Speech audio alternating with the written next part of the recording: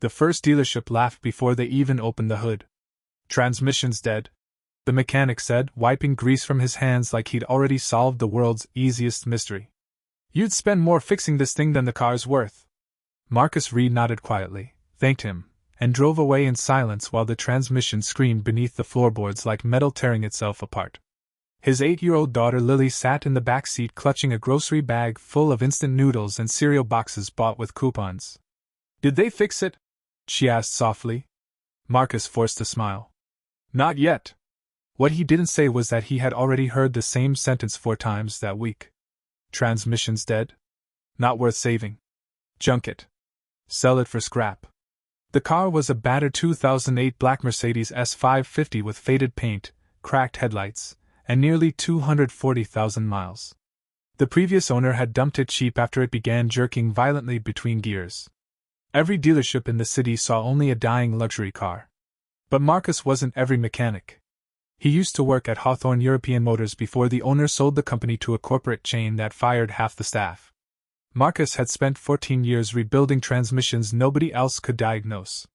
He could hear a gearbox shift once and tell you which clutch pack was failing. Now he worked out of an old garage behind his rented duplex, fixing cars for neighbors just to survive. And he was running out of money. 3 months earlier, his wife Elena had died after a sudden brain aneurysm. One normal Tuesday morning she kissed Lily goodbye for school. By afternoon, Marcus was identifying her body at a hospital. Since then, life had become a blur of unpaid bills, sleepless nights, and pretending to be strong for a child who still cried herself to sleep. The Mercedes wasn't supposed to become part of his life. He bought it from an auction for $2,100 because he noticed something nobody else did. The transmission wasn't slipping. It was lying. During the auction preview, Marcus plugged in a cheap diagnostic scanner and saw dozens of transmission fault codes. Most mechanics would stop there. But Marcus noticed the voltage readings were unstable. Very unstable. He checked the alternator output. Spikes. Massive spikes. Electrical chaos. He smiled right there in the auction yard, while everyone else avoided the car like it carried a curse. Because modern transmissions depended on electronics. And electronics could be fooled. 5 dealerships saw a dead transmission. Marcus saw a dying voltage regulator. But proving it would take time. And time costs money. That night, after Lily fell asleep on the couch beside him, Marcus sat alone in the garage staring at the Mercedes under a flickering light bulb. Rain hammered the metal roof overhead. He removed the alternator first. Burned wiring. Weak ground strap. Corrosion deep inside the regulator. He tested the current again. Unstable. Then he checked the transmission control module. The voltage spikes had scrambled communication signals, forcing the transmission into limp mode and creating violent shifting. The gearbox itself? Perfectly healthy. Marcus leaned back slowly. A tiny smile crossed his exhausted face for the first time in weeks. The next morning, he drove to a parts supplier 30 miles away because cheaper aftermarket regulators often failed on European cars. He spent nearly his last $430 on OEM electrical parts. By the time he returned, his landlord was waiting outside. "You're behind again," the landlord said coldly. Marcus swallowed hard. "I know. I just need another week. You said that last week. I'm working on it." The landlord glanced toward the garage. "Working on that junk Mercedes?" Marcus said nothing. "You should spend your time finding a real job." After the landlord left, Marcus stood motionless for several seconds. Then Lily walked outside holding 2 peanut butter sandwiches on a paper plate. "One's yours?" she said. Marcus nearly broke right there. But he smiled instead. "Thanks, Peanut." That night he installed the new regulator, repaired the grounding system, and reset every transmission adaptation value manually. Then came the moment. He started the engine. The Mercedes idled smoothly. No warning lights. Marcus shifted into drive. Smooth engagement. No slam. No jerk. His pulse quickened. He eased onto the road outside the garage. First gear. Second. Third. Perfect. Then suddenly. Bang. The entire car jolted violently. Marcus cursed and pulled over. Transmission warning light? Again. For a moment he just sat there gripping the wheel while frustration boiled through him. Every dealership had been certain the transmission was dead. What if they were right? He closed his eyes. Then he noticed something. The dashboard lights flickered exactly when the shift failed. Electrical. Again. Back at the garage, Marcus tore deeper into the wiring harness and found the real problem hidden beneath layers of factory tape near the firewall. A partially melted CAN bus wire. Intermittent communication failure. The transmission had been receiving corrupted data packets every few seconds. A problem almost impossible to detect unless you knew exactly where to look. Marcus stared at the damaged wire and laughed softly to himself. That sneaky little devil. 3 hours later he repaired the harness completely. Then he drove again. Silence. Smooth shifts. Perfect acceleration. The Mercedes glided down the empty road like a brand new luxury car. Marcus pulled over under a streetlight and rested his forehead against the steering wheel. Not because he fixed the car. Because for the first time since Elena died, something in his life finally worked. The next morning he cleaned the Mercedes for 6 straight hours. Clay bar. Polish. Vacuum. Leather treatment. By sunset, the tired old car looked reborn. Then Marcus made a mistake. He posted a video online. 5 dealerships said this transmission was dead, he said while filming the Mercedes. Turns out they missed a voltage failure destroying communication signals. He demonstrated the smooth shifts. Explained the diagnostics. Showed the repaired wiring. Then uploaded the video and forgot about it. Until the next morning. The video had 1.7 million views. Marcus stared at his phone in disbelief. Comments exploded everywhere. No way. This guy's a genius. Dealerships are scammers. Bro diagnosed this better than Mercedes techs. Even bigger shock came 2 hours later when a black SUV stopped outside the garage. A woman stepped out wearing a gray business suit and sunglasses. Behind her came another man carrying a tablet. You Marcus Reed? She asked. Yeah. She removed her sunglasses. I'm Vanessa Cole from Cole Automotive Group. Marcus recognized the name instantly. Cole Automotive owns 17 luxury dealerships across the state, including 3 of the 5 dealerships that declared the Mercedes transmission dead. We'd like to talk. Marcus crossed his arms carefully. About what? Your video. She glanced toward the Mercedes. Our dealerships have received over 4,000 angry calls since last night. Marcus blinked. What?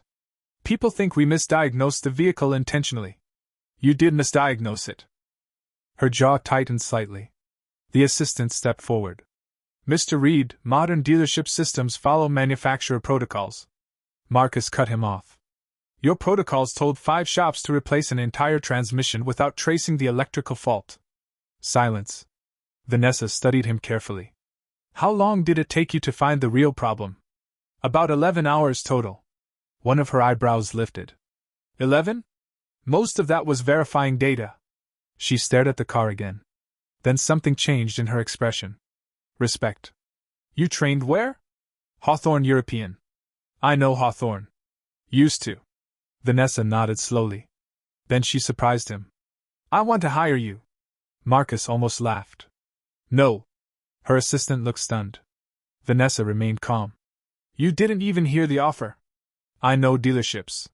We're not discussing an entry-level technician position. Marcus folded his arms tighter. Then what? Lead diagnostics director. Corporate level. He blinked. We'd build a specialty division around advanced fault tracing. Salary starts at $210,000 plus bonuses. Marcus stared at her silently while Lily peeked through the garage doorway behind him. $210,000. A year earlier he would have accepted instantly. But now. He looked around the tiny garage. Oil stains on the floor. Old tools hanging from rusted hooks. Elena's coffee mug still sitting on the shelf exactly where she left it. This broken place had become the only thing keeping him together. I'm not interested. The assistant actually laughed in disbelief. Vanessa shot him a sharp glare before turning back to Marcus. Why? Marcus looked toward Lily. Because every dealership I worked for eventually cared more about replacing parts than understanding problems. Vanessa didn't answer immediately. Then she asked quietly. How much did you pay for the Mercedes? $2,100. And what's it worth now? Marcus shrugged. Maybe 12 grand. Vanessa smiled faintly. You're wrong. She pulled out her phone and turned the screen toward him. The video had spread into automotive circles everywhere. Luxury collectors. Diagnostic specialists. European car enthusiasts. The story exploded because nobody could believe 5 dealerships missed something a garage mechanic found alone. Then Vanessa opened another page. Auction offers. 32,000. 40,000. 58,000. Marcus stared in shock. For a 2008 S-Class? Vanessa nodded. They're not buying the car. She pointed at him. They're buying the story. For the first time, Marcus understood what had happened. The Mercedes wasn't viral because of luxury. It represented something people desperately wanted to believe. That expertise still mattered. That corporations weren't always right. That one exhausted single dad in a tiny garage could outthink entire dealerships with million-dollar equipment. Vanessa slipped a business card onto the workbench. If you change your mind, call me. Then she paused before leaving. And Marcus? Yeah? My dealerships really did think the transmission was dead. He said nothing. She gave a small, honest smile. That's what scares me. After they left, Marcus sat alone in the garage while Lily climbed onto the passenger seat of the Mercedes pretending to drive. You gonna sell it? She asked. He looked at the car quietly. Maybe he should. The money would solve everything. Rent. Bills. School. A future. But then Lily said something that hit him harder than any paycheck. Mom liked this car. Marcus froze.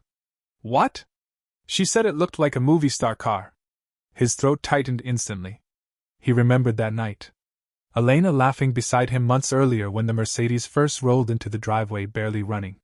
You always bring home hopeless things, she teased. Then she kissed his cheek and whispered. But somehow you make them live again. Marcus closed his eyes. For a second, grief crushed him so hard he could barely breathe. Then he looked around the garage again. And suddenly he understood something. This place wasn't ruining his life. It was saving it. 3 weeks later, the old garage reopened under a new sign. Reed Diagnostics. No giant showroom. No marble floors. No corporate service writers. Just real diagnostics. Real repairs. Real answers. At first, customers came because of the viral video. Then they came because Marcus solved problems nobody else could. Range Rover's dealerships gave up on. BMW electrical nightmares. Mercedes suspension faults. Porsches with phantom communication errors. Cars towed in from 3 states away. 6 months later, even other mechanics secretly called him for help. One afternoon, a flatbed arrived carrying a Bentley Continental GT. The owner stepped out wearing a Rolex and expensive suit. 3 dealerships say the transmission's dead. The man sighed.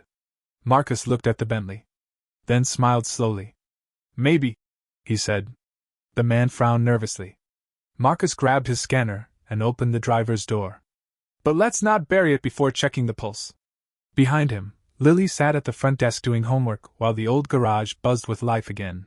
And for the first time since losing everything, Marcus Reed finally stopped surviving. He started living.